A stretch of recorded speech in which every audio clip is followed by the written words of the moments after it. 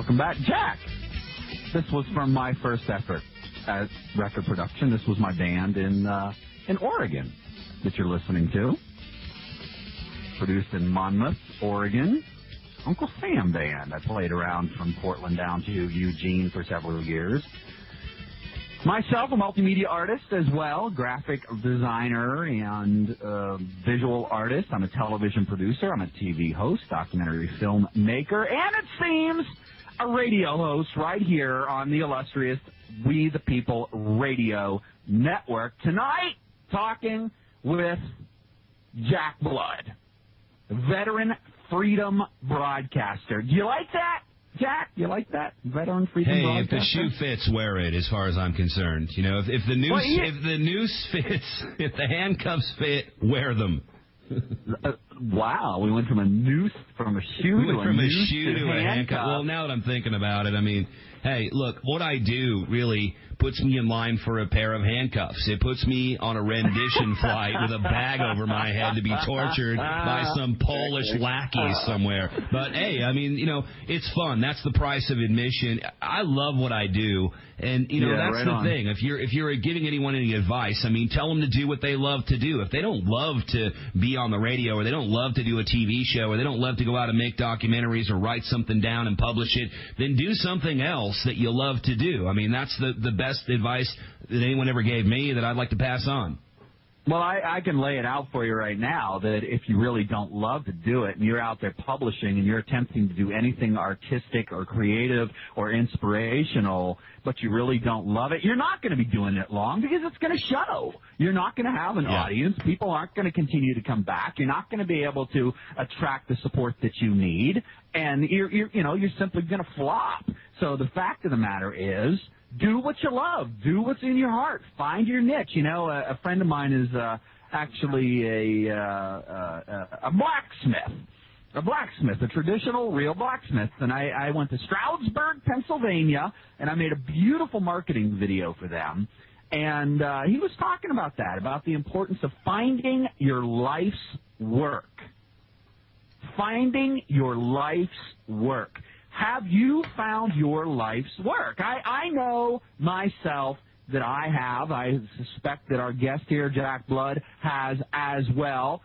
Canada, new to the full-time activism / citizen journalism world.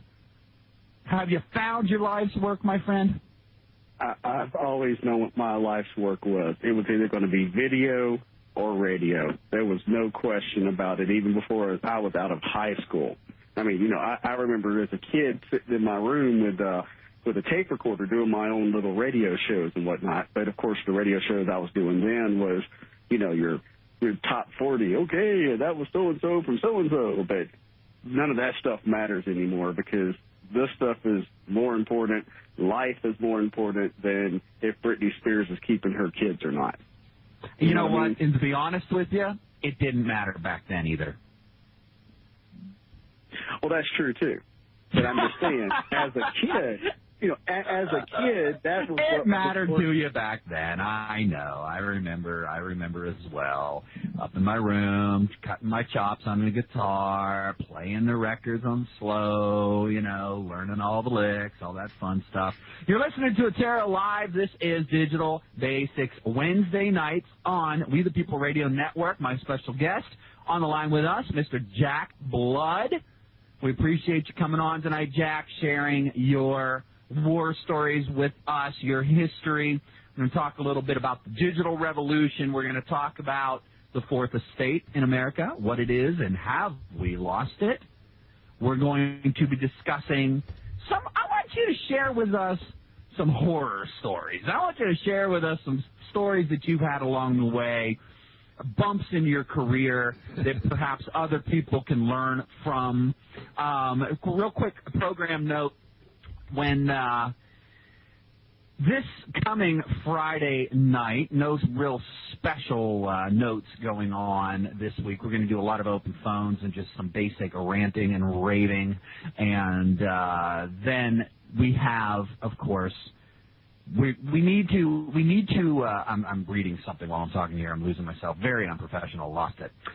the conference, Tempe, Arizona, December 8th. Dr. Catherine Albrecht, Alan Corwin of GunLaws.com, Ernest Hancock, of course, the Ron Paul Revolution, George Shepard, publisher of Republic Magazine, myself, Digital Basics 101, getting started in guerrilla citizen journalism at the beautiful Arizona State University Ballroom in Tempe, Arizona. You've been hearing the ads, folks. We need you to join us out there. It is going to be an absolute blast. RTR Live. RTR, of course, standing for Restore the Republic. RTRLive.com.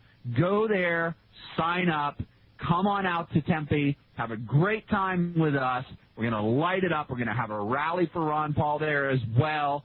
We're really looking forward to your support for this effort, and we're hoping to be able to reach a lot of people with this. We're debating on whether or not to go with a live broadcast of this event. We're going to have to see how the numbers pan out. But we may, based on our response to this thing, we may want to go with the live webcast as well.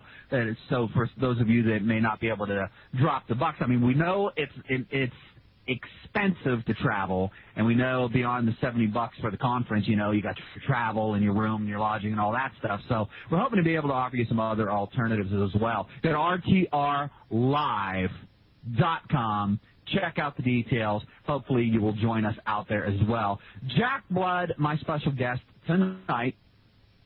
Jack, your thoughts on the digital media revolution that we are right in the thick of. Well, first of all, let me tell my horror story. I was once on a show with this guy, Sam Ettaro, and I couldn't sleep for weeks afterwards. I saw that one. I definitely have some horror stories, without a doubt. You know, when you talk about the digital revolution, I mean, you know, one of the things is guys like me who have been doing this for a long time, I mean, I'm kind of right there with everybody just discovering it. So the point is that we can discover this technology. We can push the envelope. I think one of the most exciting things is this whole wireless deal, which I guess Tesla discovered like 100 years ago, and we're just now implementing it into society. And it means really that if they want to have an internet too, or they want to tax the internet or take over the internet, and we've read their plans, then we can wire to wire up our neighborhoods and wire up different neighborhoods together and create our own internet, you know. So it's really exciting. I mean, when I hear you talking about how you guys are going to do live webcasting from your Phoenix gig out there, and this is something that's just happened now, I mean, this is an exciting time to live in, you know. I mean, part of the prison that we live in is due to this technology, but at the same time, you know, we can also play that game. It's a game for two. It's a chess match for all who want to play it. And, you know, if you go out there and you discover not only new technology, because we have people listening to this show and my show that are out there and they're able to literally do cold fusion on the computer and they can, you know, figure out anything that's possible, but people that to think of imaginative ways to use the technology that is available. So, I mean, this is such a great and exciting time to be around in. There are some basic things that people, you know, need to think about when they plug in, when they hook up. I mean, this is something anybody can find, and I'm more than happy to answer questions on the technical side of how we do our radio show or how we integrate into the internet or integrate into, you know, neighborhoods.